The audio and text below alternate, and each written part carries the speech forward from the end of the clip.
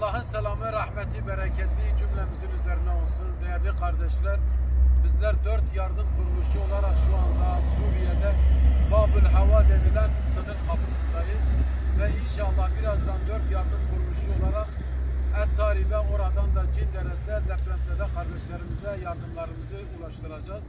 Dün geceden beri yoldayız değerli kardeşler. 6 Şubat'ta Türkiye'de meydana gelen depremde Suriye'de büyük ölçüde hasar görmüştü ve bizler merkezi Hollanda'da bulunan İHO Ebrar, merkezi Almanya'da bulunan Avrupa Yetim Eli, yine merkezi İstanbul'da bulunan Umut Kervanı ve merkezi Diyarbakır'da bulunan Yetimler Vakfı'nın bizlere şu anda arkamda görmüş olduğunuz tırlara yüklenmiş oldukları ihtiyaç malzemelerini dediğim gibi Allah'ın izni ve inayetiyle birazdan yola çıkarak Et-Taribe, oradan Cinderes'e, oradaki depremzede kardeşlerimize ulaştıracağız.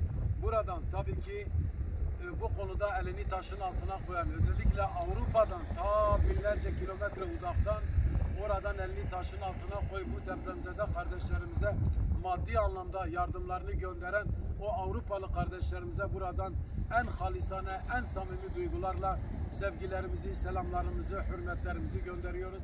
Şanı Yüce Rabbim inşallah mallarına bereket olsun. Şanı Yüce Rabbim onlara alikar olsun diyoruz. Ve inşallah çalışmalarımızı bugün gün içerisinde ara ara sizlerle, değerli kardeşlerimizle paylaşacağız. Allah sizden razı olsun.